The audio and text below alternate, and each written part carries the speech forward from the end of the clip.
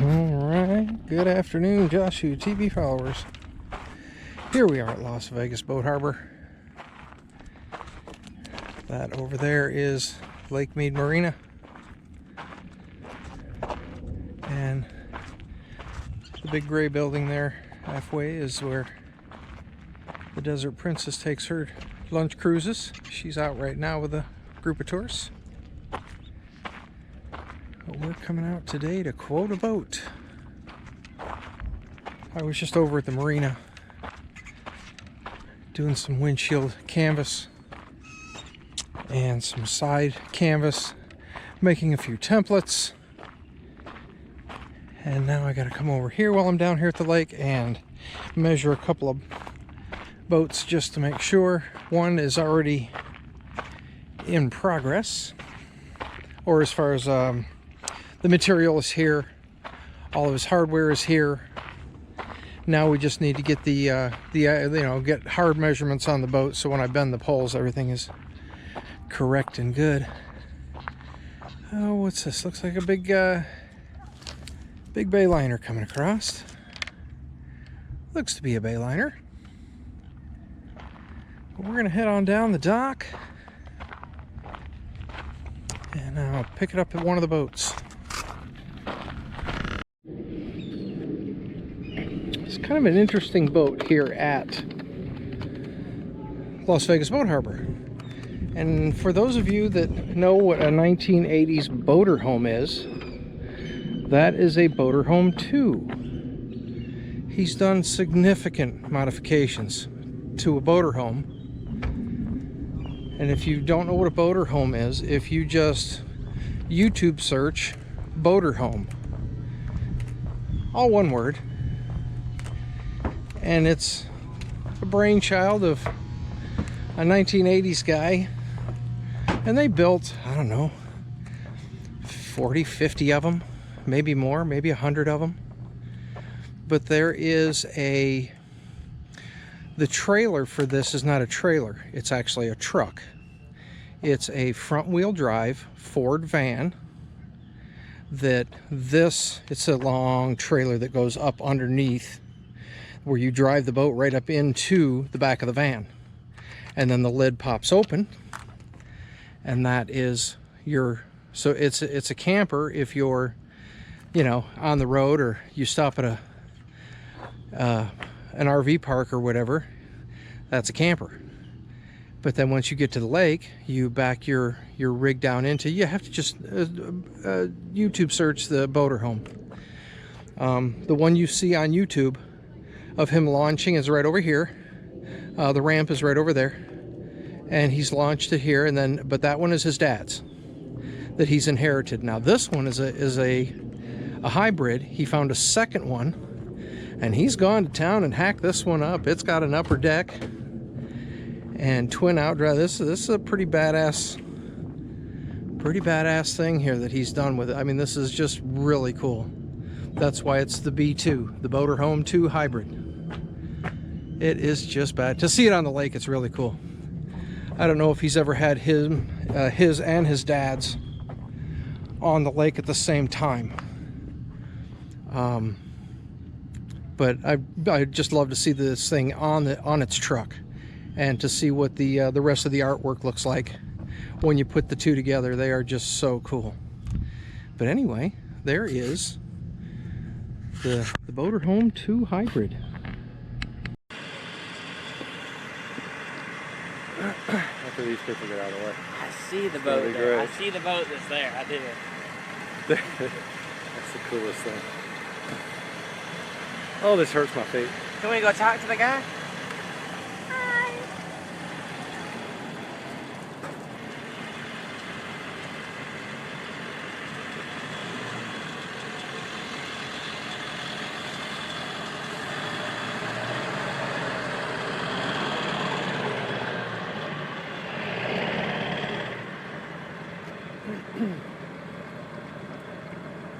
This is just the perfect view, too.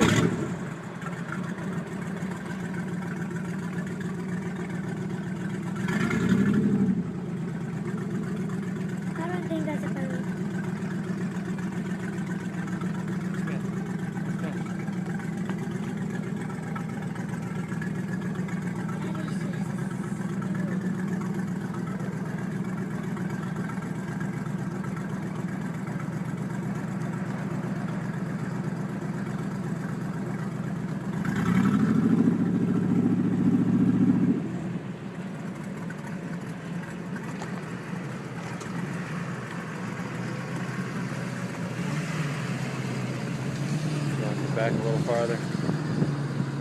Oh, he's gonna slam on brakes. That is cool. Watch it.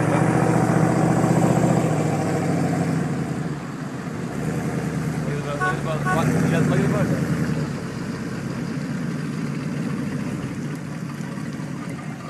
Look at the back. Look at the hole in the. Look at the hole.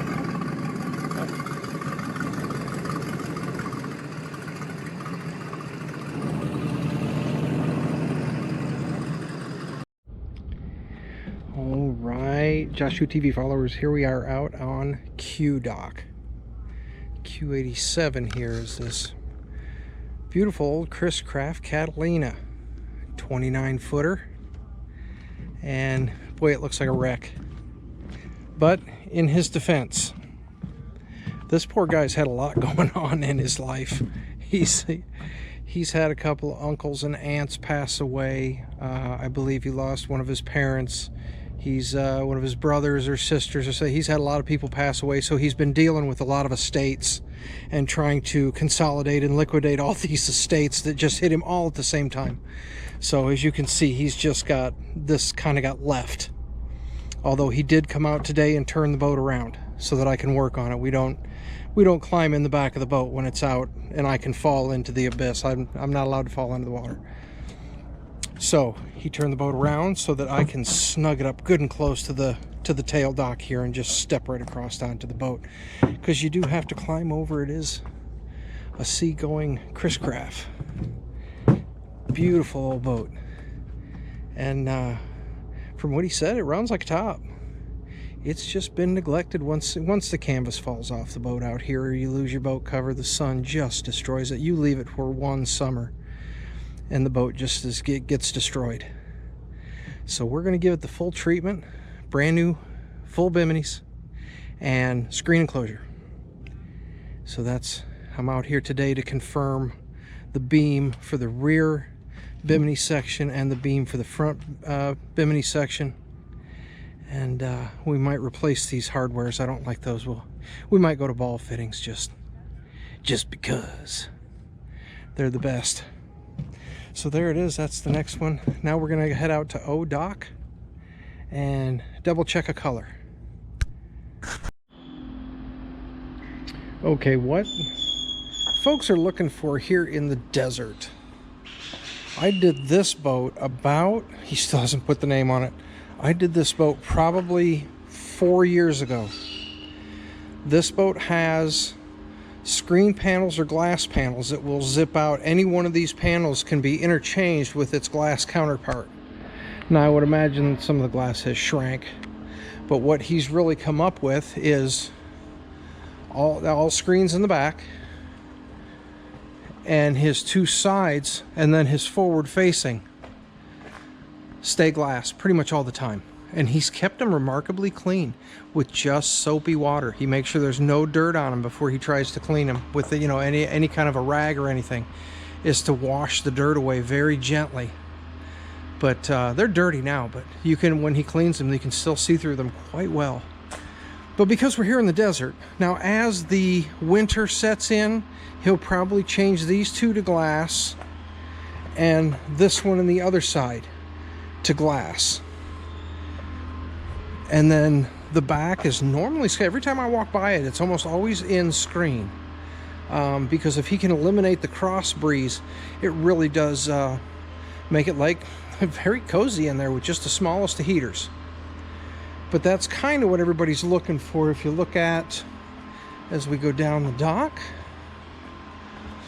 here's one. I think his, we just had some pretty good winds, and I think his back screen and his one down here were blown away or torn. I don't know. He didn't bring them to me, but they definitely needed to be repaired. Here's one. The birds like brown. So our birds anyway like to poop on brown boats. Now here, like the glass is, it gets very hot in there in the summer. It's good for the winter, but any kind of glass, or like this one has glass and canvas. Oh, his fell apart too. We had some pretty good wind kicking things up. Yeah, here's a half. He's got glass for the forward, nothing for the rear. This one's all, gosh, I think that's canvas. I don't think that's screen. I think that's canvas. Oh no, that's screen. Oh, that's one of mine. Good heavens. That's a boat I did. That boat has screens, and it has canvas that hang inside the screens. There's umbrella canvas hanging inside. That's why it looks like it. You can't see through it. But it's Textiline 80, and then for extra privacy, we've got the canvas hanging inside. I can't remember what the name of that boat was when I did it. Boats are selling fast around here. We went from empty slips to now they've got about a 200-person waiting list for slips. So if you see a slip without a boat in it, the boat's either out today or it's out of the water. As some people will pull them to winterize them. Here's another example of, where it had a screen enclosure, but you really need to provide shade for your guests, or nobody wants to go out when you invite people out. And then like this one here, I don't think this one, I can't ever say I've seen it move. I think it's merely lakefront property. And then they have the jet skis that they take out. So he can get the jet skis off the launch here and get it out beside the boat. I don't think this boat runs. I think it's just to come out and enjoy lake life. And they putter around on the jet skis, and then of course you can always, once you get to know folks out here, you can shag a ride out to the beaches and stuff like that, where they'll drag your jet ski in. You pitch in on beer and help fill up the cooler for the day, and they go out and have a pretty good time. But today's project here is rebate. Rebate is going to be interesting if we try to screen it as is. If we look at the profile of the boat, it makes more sense. If we stand off here to the side and look at where the back of the boat is, and then look at where the bimini top ends. So that would put a screen like that. So if you're sitting in this rear seat, you're going to be hit in the back of the head with the screen. But this is the only access to the bow. Now there is a small, if you see there's steps on the inside, more normally they would use this side, because the couch is that you can get out on the bow on the other side, but you have to step up on the upholstery. Here there's an actual cast step in the fiberglass you would step up on, and then hand railings, of course, to get you out onto the bow for the navigation, for catching the dock, run the windlass, anything you need to get out on the bow for. That little hatch, I wouldn't fit out that. I don't know that I would fit out that one either. Fat, dumb, and happy, that's me. So we have to maintain access right here, good headroom, so that you can climb out. So what I think we have to do with this one, let me change hands here so I don't drop the GoPro. I think what I have to do here is we'll take a hinge, or a jaw slide, maybe a hinge jaw slide, I don't know. We'll mount it about here, about even with this, and then that will go hinge out and get me to the back of the boat, right? And then I'll do a kickstand support to hold that taut, because we're replacing the canvas and making it all one, from the ketter all the way back to the new support pole. But I got to maintain this able to crawl out to get out to the bow on both sides. So I can't, I would like to just lean this one back and put up a pole, but then that totally blocks. There's no way to get out onto the bow. You'd have to be a monkey, and that's not, if you're coming into the dock and you lose power and you're adrift, you would like to be able to get out onto the bow with some fenders and your catch stick, and warn everybody that you're coming in hot and you're gonna Horsepower is how hard you hit the dock, and torque is how far you drag the dock. But that's what we're looking at here, is to maintain this by putting a pole, the extra pole extension back, and then we'll anchor that down with a straight up kickstand. It will probably be slightly forward because I can't really get around the corner. If you put a jaw slide on the back and not on the side, it'll wear a hole in the canvas. There's nothing, a tough tarp helps, but that's ugly and a big, you know, hassle to try and cut around it. So if we can keep the jaw slides like this one, if you can keep it farther down on the side instead of way up in the corner, it doesn't, I mean, it does keep the bimini from moving around on you, but it'll also, those jaw slides will wear a hole in your canvas. Takes it about a year or two. Here it depends on where the boat's parked. It takes it a year. So I think that's what we're going to do. I'll make a little drawing for rebate. I just covered his advantage. He has a, no, it's a 32-foot advantage.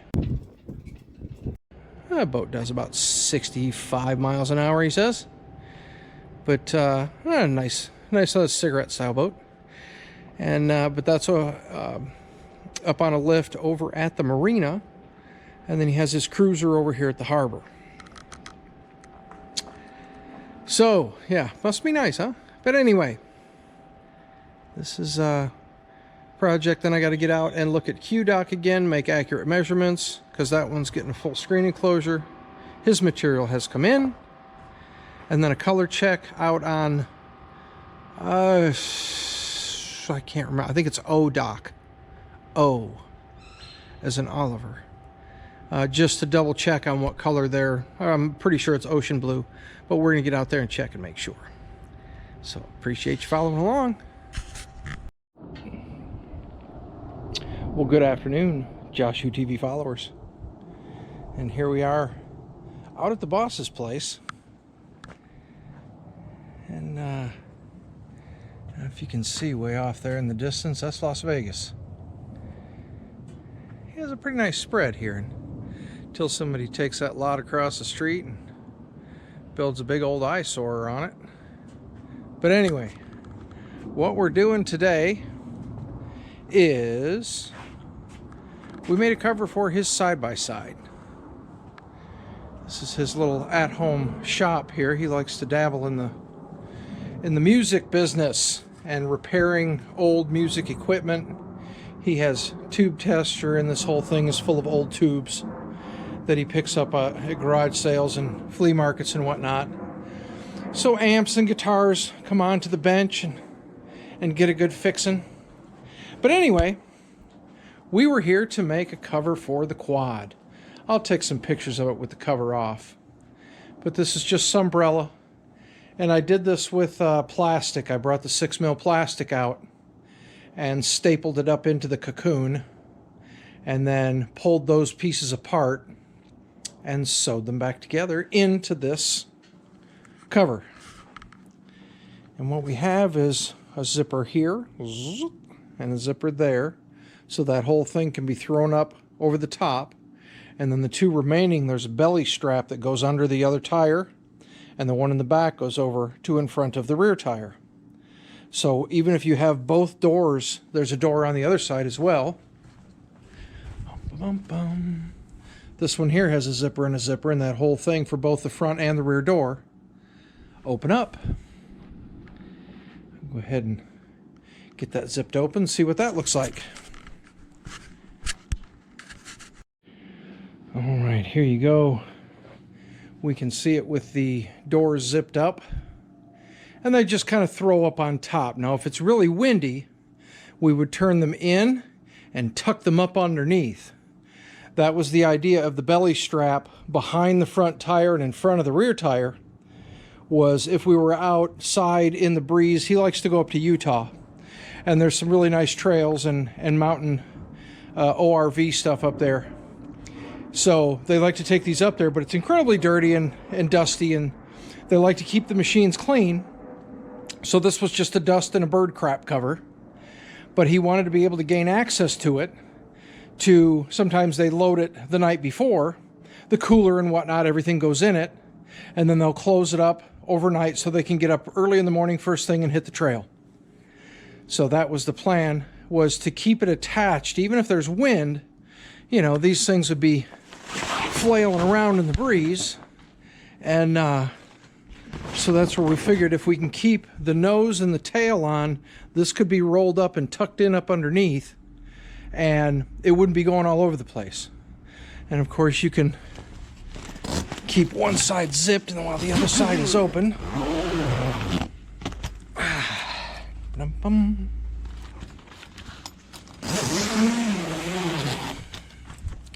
And then that just zips it up good and tight. Again, it's mostly just a dust cover, because these things do have just a ton of nooks and crannies when they take them out on the trails and get them all dirty and muddy. Pretty nice little unit. I guess it does about 60 miles an hour. Not the fastest, but it is a 4-seater, and it has a little bit of a tailgate back there for gear and whatnot, which is kind of nice. I'm not sure if they call this a side-by-side or a sport ute or what they call them, but nice little Polaris unit. So that was today's project. It took me, let's see, to come out here with the plastic and make the pattern. Stapler, scissors, and a Sharpie. I forgot the GoPro, or I would have taken some video of that for you, of making the pattern. But it was basically just stretching the plastic over it. When you, I cut plastic big enough to go all the way up and over, and then when you unfold that plastic, it's 20 feet wide. So basically I had the whole thing draped in that plastic, and then just started pulling things up so the plastic was, so again, where it's a toaster cover. Everything is a toaster cover. Doesn't it look like a toaster cover? Everything is a toaster cover. It has a body, a front, and a back. Everything is a toaster cover. When you look at it that way, that everything's a toaster cover, the fabrication becomes pretty easy. Now in this one, this is just the prototype. Because there are so many of these here in the desert, we're going to break into making these covers. Not that I have enough boats to do, but we know some people that have these, and they're a pretty tight-knit group, and they all have the same problem where the dust and the dirt and the mud and everything, and the birds crapping on them if you leave it outside. So again, he's got his parked inside just because it stays cleaner. So now that the cover's done, it'll probably get relegated to one of the outbuildings out here, but it should stay nice and clean for him. So there's another project down. Thank you so much for following along. All right, here I am at A111. This is a Bayliner 265, and from the snaps to the top of the windshield, 4 feet. Windshield to the helm seat is 6. From the helm seat to the aft was 7. There is a 3-foot drop to cover the rear gate. Should be able to, on a calm day, flip this boat myself in the slip, because I will want it turned around when I do the cover. I'm going to check the beam really quick, but it looks like a 10-footer will cover. So it'd be 17 with a kicker by 10. But we'll confirm the 10-foot wide. It's a hard knock life for us. Yeah, not quite t-shirt weather, but it's probably 50 degrees out here. Happy New Year.